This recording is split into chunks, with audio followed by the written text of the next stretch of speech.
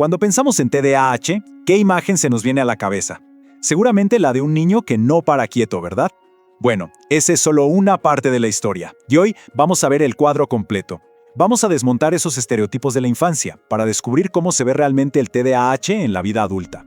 Entonces, la gran pregunta es, ¿cómo se ve de verdad el TDAH en un adulto?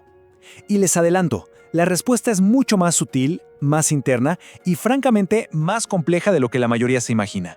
Miren, aquí está el choque de realidades. El estereotipo del niño que corre y trepa por todos lados, en el adulto eso se convierte en una inquietud interna, una mente que va a 1000 por hora que no descansa.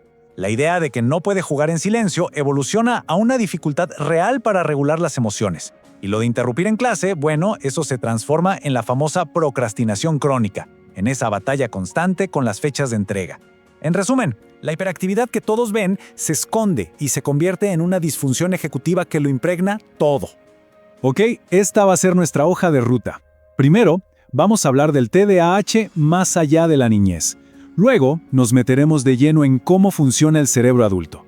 Veremos por qué el diagnóstico es todo un laberinto, hablaremos de un concepto clave que es el masking o enmascaramiento, y vamos a cerrar con una perspectiva de género que, créanme, es fundamental para entenderlo todo. Arranquemos entonces. Primera parada, el TDAH más allá de la infancia. ¿Cómo pasamos de los síntomas que todos ven a las luchas que nadie ve?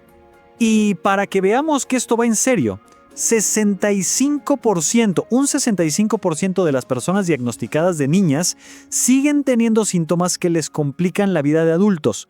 Esto tumba por completo esa idea de que el TDAH es algo que se te quita con la edad. No, es una condición neurobiológica que acompaña a la persona.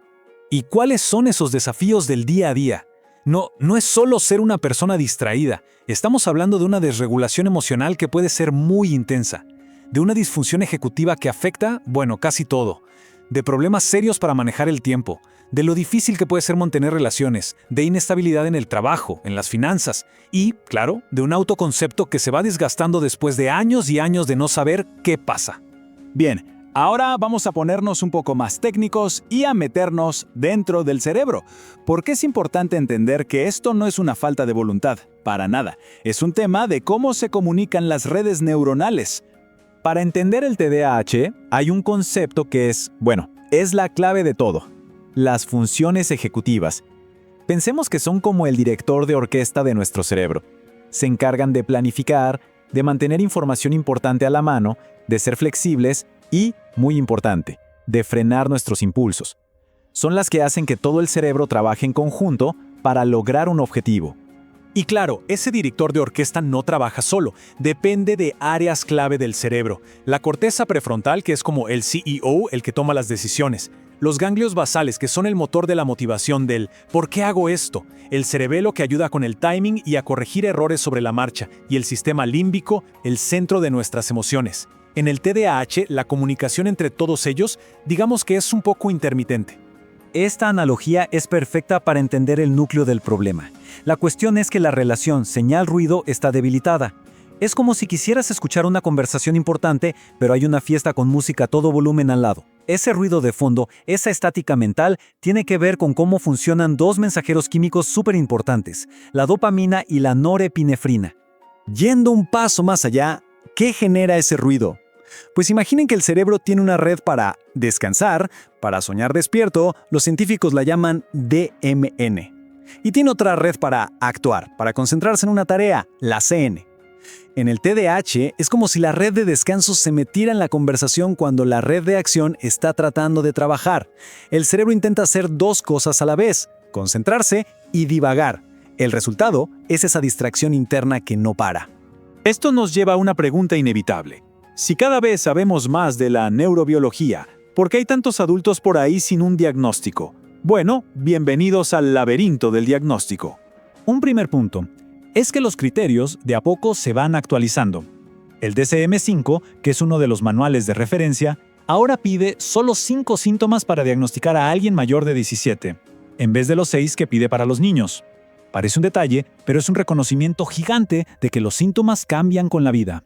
Y aquí, la diferencia entre los dos grandes manuales de diagnóstico es súper reveladora. El DSM-5 va con una checklist, un conteo de síntomas que, seamos sinceros, todavía está muy basado en cómo se ve en niños. Pero el CIE-11, el otro gran manual, es más descriptivo. Reconoce cosas como la inquietud interna del adulto. Y lo más importante, le da permiso al clínico para considerar el esfuerzo tremendo que hace una persona para enmascarar sus síntomas, algo que el DSM a veces no ve. Y cuando se logra el diagnóstico, vemos que hay distintos tipos. Aunque se habla un montón de la falta de atención, resulta que la presentación más común en adultos es la combinada, con casi un 64%. O sea que tiene un poco de todo. La que es principalmente inatenta también es súper común, un 31%. Y esto nos lleva de la mano a un tema que es casi universal para los adultos con TDAH, el enmascaramiento. Ese esfuerzo oculto, invisible y agotador de intentar ser normal. Entonces, ¿qué es el masking o camuflaje social?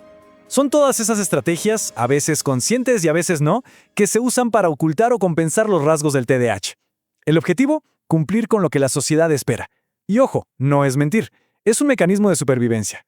Y esta frase, ¿desearía poder ser simplemente yo?, creo que lo resume todo. Encapsula el costo emocional tan alto de este esfuerzo, el cansancio, la sensación de no ser una persona auténtica. Todo por tratar de encajar en un mundo que no fue diseñado para cerebros así. ¿Y cómo se ve esto en el mundo real? Pues pensemos en 3 estrategias comunes. 1. La compensación. Llenarse de listas, alarmas, rutinas súper rígidas para que nadie note el caos interno. 2. La asimilación. Imitar cómo se mueven los demás en una reunión para parecer que se está prestando atención, o forzarse a no moverse. Y 3. Camuflar la impulsividad. Repetir 1000 veces en la cabeza lo que se va a decir para no interrumpir a los demás. Y para cerrar, llegamos a un tema que es absolutamente esencial, la perspectiva de género.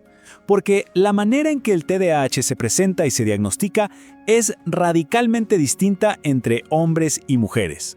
Miren este contraste, es muy claro. La presentación que asociamos típicamente a los hombres tiende a ser externa. Hiperactividad que se ve, impulsividad, conducta disruptiva, son cosas que llaman la atención. Por otro lado, la presentación en mujeres suele ser interna.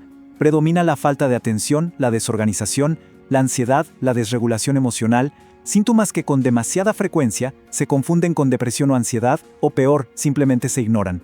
Y esta diferencia, por supuesto, se ve en los números. Los datos son contundentes. Por cada mujer diagnosticada con TDAH hay más o menos 2 hombres. Y esto no quiere decir que haya menos mujeres con esta condición. Lo que quiere decir es que se las está viendo mucho menos. Hay una teoría científica que intenta explicar esto. Se llama el efecto protector femenino. La idea es que, a nivel genético y neurobiológico, las mujeres quizás necesiten una dosis más alta de predisposición para que los síntomas se vean de la forma clásica, la que es más externa. Y como resultado, sus cerebros podrían crear otras formas de compensar, lo que lleva a estas presentaciones más internas, más silenciosas. Y con esto cerramos, pero dejamos una pregunta flotando en el aire. Ahora que entendemos mucho mejor cómo funciona el cerebro con TDAH, la pregunta es, ¿cuántas personas, sobre todo mujeres y adultos con síntomas internalizados, siguen ahí, escondidas a plena vista, luchando en silencio con una condición que, por fin, empezamos a comprender de verdad?